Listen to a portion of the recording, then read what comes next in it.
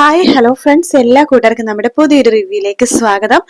അങ്ങനെ പ്രകാശൻ ഒരുപാട് കല്യാണടുത്ത് കിരണെടുത്ത് പറയുന്നുണ്ട്, ഞാൻ മാറി മക്കളെ, എനിക്കൊരു ആഗ്രഹമേ ഉള്ളൂ, എന്റെ പെമ്മക്കളുടെ കൂടെ ഭാര്യയുടെ കൂടെ അതുപോലെ തന്നെ നിങ്ങളുടെ കൂടെയൊക്കെ ഒരു നേരം ഭക്ഷണം കഴിക്കാൻ പറ്റണം, അത് മാത്രമേ എനിക്കൊരു ആഗ്രഹമുള്ളൂ എന്നൊക്കെ പറയുമ്പോഴേക്കും അത് കിരണും കരുണും കേൾക്കുന്നേ ഇല്ല. ഇതൊക്കെ നിങ്ങളുടെ അഭിനയമാണെന്ന് പറഞ്ഞിട്ട് അവിടുന്ന് ആട്ടി ഓടിക്കുകയാണ് പ്രകാശന. അതേസമയം നമ്മുടെ സരയു ആണെങ്കിലോ സത്യങ്ങളൊക്കെ അറിഞ്ഞ രീതിയിൽ മനോഹരനെ ഫോളോ ചെയ്ത് പോകുന്ന ഭാഗമാണ് ഇന്നലത്തെ എപ്പിസോഡിന്റെ ലാസ്റ്റ് കാണിച്ചത്. അങ്ങനെ സരയു ഫോളോ ചെയ്ത് പോകുന്നുണ്ട്. പക്ഷെ മനോഹറും അതുപോലെ തന്നെ മരിയയും കൂടിയിട്ട് വേറൊരു റൂട്ട് മാറ്റി പോകുവാട്ടോ. അതുകൊണ്ട് തന്നെ സരയുക്ക് അവരെ കണ്ടുപിടിക്കാൻ സാധിക്കുന്നില്ല. സരയുവിനെ മനസ്സിലായി, തന്നെ താ ഫോളോ ചെയ്യുന്നത് മനസ്സിലായിട്ടാണ് മനോഹർ അതായത് റൂട്ട് മാറ്റിയിട്ട് സഞ്ചരിച്ചത്. അതുകൊണ്ട് തന്നെ സരയുക്ക് ഏറെ കുറെ കാര്യങ്ങൾ മനസ്സിലാവാട്ടോ. അതിനുശേഷം ഈ മനോഹർ എപ്പോ പുറത്തിറങ്ങിയാലും സരയും കൂടെ ഇറങ്ങാണ്. അങ്ങനെയാണ് ഇവർ രണ്ടുപേരും ഒരു ഒഴിഞ്ഞ കെട്ടിടത്തിൽ വെച്ച് സരയു കാണുന്ന ഭാഗം, അതായത് 2 ആഴ്ച മുമ്പ് കാണിച്ച പ്രൊമോ.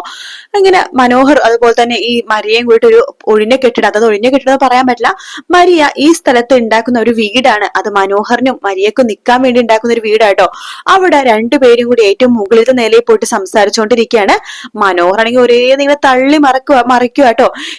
എനിക്ക് ആഗ്രഹിച്ച പോലത്തെ ഒരു പെണ്ണിനെ കിട്ടിയല്ലോ, എന്റെ ഭാര്യ മരിച്ച ശേഷം ഞാൻ വേറൊരു പെണ്ണിന്റെ മുഖത്ത് പോലും നോക്കിയിട്ടില്ല, ഇപ്പോഴാ എന്റെ മനസ്സിനാഗ്രഹിച്ച പെണ്ണിനെ കിട്ടിയത്, എന്തായാലും ഇത്ര നാൾ കാത്തിരുന്നതിന് ഫലം ഉണ്ടായി എന്നൊക്കെ മനോഹർ സംസാരിക്കുകയാണ്.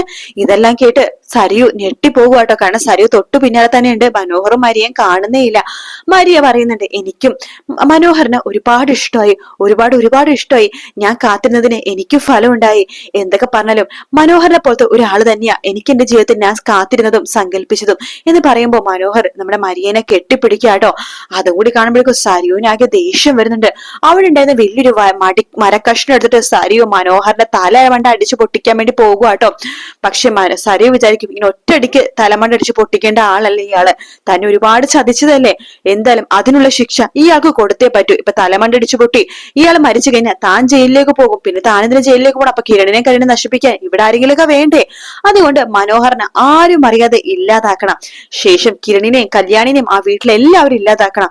അങ്ങനെ അതിനുശേഷം ജയിലിൽ പോയി കിടന്നാലും തൂക്കുകയർ കിട്ടിയാലും ഒരു കുഴപ്പമില്ല എന്ന രീതിയിലാണ്ടോ സരയു പെരുമാറണത്. അങ്ങനെ സരയു വീണ്ടും വീട്ടിലേക്ക് പോവാണ്. ഭ്രാന്ത് പിടിച്ച അവസ്ഥയായിട്ടോ സരയുവിന്. വീട്ടിലുള്ള സാധനങ്ങളൊക്കെ തകിടം മറിച്ചിടാണ്, എല്ലാം വലിച്ചു വാരിടാണ്.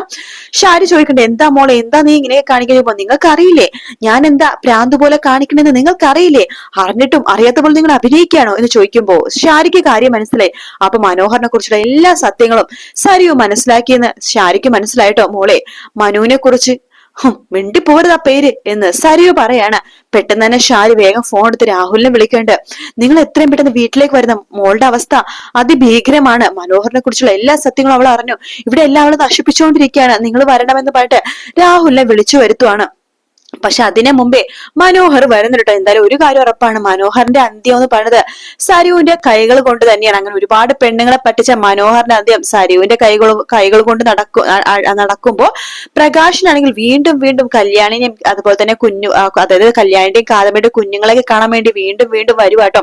അങ്ങനെ വീണ്ടും പ്രകാശൻ അമ്പലത്തിലൊക്കെ പോയിട്ട് കല്യാണിക്കും അതുപോലെ തന്നെ കുഞ്ഞിനും ഒരു ഡ്രസ്സൊക്കെ ആയിട്ട് പോവാട്ടോ, അവർക്ക് കൊടുക്കാനായിട്ട്. താൻ ഇത്ര നാളെ തെണ്ടിയെടുത്ത പൈസയില കുറച്ച് പൈസ ദൈവങ്ങൾക്ക് തന്നെ ഇട്ടു.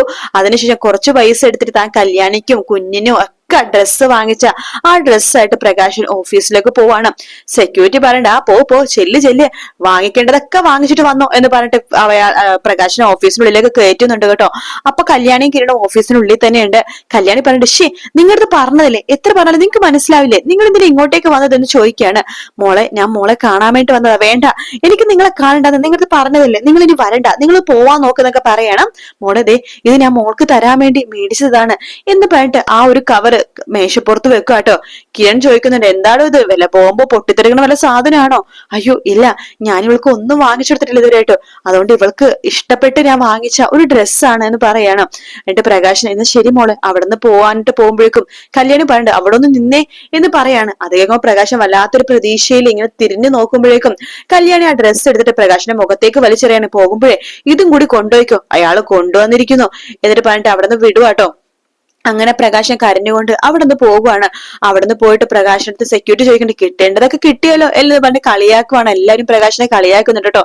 പ്രകാശൻ ആകെ വിഷമിച്ചിരിക്കുകയാണ്. പിന്നീട് പ്രകാശൻ ഒരു ജോഡി ഡ്രസ്സായിട്ട് കാദംബരിയുടെ വീട്ടിലേക്ക് പോകുന്നുണ്ട്, അവിടത്തെ കുഞ്ഞിനെ കൊടുക്കാനായിട്ട് കേട്ടോ. കാദംബരി പറയും, ഗേറ്റ് പോലും തുറക്കാണ്ട്, അതായത് വാതില് പോലും തുറക്കാണ്ട് ആ ജനലിൽ കൂടി നോക്കിയിട്ട് പറയുന്നുണ്ട്, നിങ്ങൾ എന്തിനാ ഇവിടെ വന്നത്? കഴിഞ്ഞ പ്രാവശ്യം നിങ്ങൾ ഇവിടെ വന്നിട്ട് കല്യാണിന്റെ ഫോട്ടോയാണ് എടുത്തോണ്ട് പോയതല്ലേ, നിങ്ങളുടെ അഭിനയൊന്നും ഇനി നടക്കില്ല. അന്ന് ഞാൻ പറഞ്ഞു നിങ്ങൾക്ക് ഭക്ഷണം തന്നിട്ട് വിടാന്ന്, അതിനെന്നെ രതീഷേട്ടൻ പറഞ്ഞതാണ്, വഴക്ക് പറഞ്ഞു. നിങ്ങൾ ഒന്നിനും മടിക്കാത്ത ആളാ, എന്റെ തെറ്റാ നിങ്ങളെ ഞാൻ അകത്ത് കയറ്റുന്നത്, നിങ്ങളൊന്ന് പോവാൻ നോക്ക്. മോളെ, ഞാൻ കുഞ്ഞൊരു ഡ്രസ്സായിട്ട് വന്നതാ, വേണ്ട വേണ്ട, അന്നൊരു കളിപ്പാട്ടം കൊണ്ടുവന്ന് കൊടുത്തില്ലേ, അത് മതി, ഇനി ഒന്നും വേണ്ട, പോവാൻ നോക്ക് എന്ന് പറഞ്ഞിട്ട് അവിടെ നിന്ന് ആട്ടി ഓടിക്കാണ് പ്രകാശന അവിടെ തന്നെ മുറ്റത്തിരുന്നിട്ട് കരഞ്ഞുകൊണ്ടിരിക്കാട്ടോ. അത് കാണുമ്പോ കാദംബരിക്ക് ചെറിയ വിഷമാവുന്നുണ്ടെങ്കിലും വേണ്ട, ഇയാൾ അകത്ത് കയറ്റിക്കണേ വലിയ വലിയ പ്രശ്നങ്ങളൊക്കെ ആയിരിക്കും ഉണ്ടാവാൻ പോണത്, അതുകൊണ്ട് അയാൾ വിഷമിച്ചാലും കുഴപ്പമില്ല, പോട്ടെ, എവിടെയെങ്കിലും പോട്ടെ എന്ന് കാദംബരി വിചാരിക്കാണ്. പിന്നീട് പ്രകാശ് നടന്നാക്ക വയ്യാത്ത കാര്യം കൊണ്ട് നടന്ന് കല്യാണിന്റെ കിരണിന്റെ വീട്ടിലേക്ക് പോവാണ്. അവിടെ കല്യാണിയും കിരണവും ഇല്ല, അവര് ഓഫീസിലാണല്ലോ. ദീപ മാത്രമേ ഉള്ളൂ. ദീപ പറയണ്ട്, നിങ്ങളിതിന് ഇവിടെ വന്നത്? ഓഫീസിൽ പോയപ്പോ മക്കൾ അടിച്ചു വിട്ടിട്ടുണ്ടാവുമല്ലേ, അതായിരിക്കും നിങ്ങൾ ഇവിടെ വന്നത്. ദീപേ, എനിക്കിപ്പോ നല്ല കുറ്റബോധമുണ്ട്, നിന്നോടും മക്കളോടും ചെയ്ത കാര്യങ്ങൾ ഓർത്തിട്ട് എനിക്ക് കുറ്റബോധമുണ്ട്. മക്കളോടോ? മക്കളെന്ന് പറയല്ലേ, നിങ്ങൾ മകനായിട്ട് കണ്ടത് ഒരാളെ മാത്രല്ലേ, അവൻ ജയിലിലുണ്ടല്ലോ. അല്ല, അവൻ പറഞ്ഞതാണ് ഈ നാടകം, അതാണ് നിങ്ങൾ ഈ നാടകം ഇവിടെ നിന്ന് നന്നായിട്ട് കളിക്കുന്നുണ്ട്. എന്താണ് നിങ്ങൾ എത്ര നാടകം കളിച്ചാലും ആരും വിശ്വസിക്കാൻ പോകുന്നില്ല. വിശ്വസിക്കണ്ട, ആരും വിശ്വസിക്കണ്ട, എന്റെ മനസ്സിനെങ്കിലും എനിക്ക് വിശ്വസിപ്പിക്കാലോ ദീപേ. ഞാനിപ്പോ വന്നത് നിന്നോട് മാപ്പ് പറയാനാണ്, നിന്റെ കാല് പിടിച്ച് ഞാൻ മാപ്പ് പറയാം. ഞാൻ ലക്ഷ്മിനെ കല്യാണം കഴിച്ചു ശരിയാണ്, പക്ഷെ അവളുടെ കൂടെ ഞാൻ ഒരുപാട് നാള് ജീവിച്ചിട്ടില്ല. ജീവിച്ച നാളത്രയും സന്തോഷത്തോടെയാണ് ജീവിച്ചത്. അവൾക്കൊരു പെൺകുഞ്ഞുണ്ടായപ്പോഴാണ് അവളെ വെറുത്ത് ഞാൻ അവിടെ നിന്ന് ഓടി വന്നത്. ശേഷം 10-27 വർഷം ഞാൻ നിന്റെ കൂടെയാ ദീപേ ജീവിച്ചത്.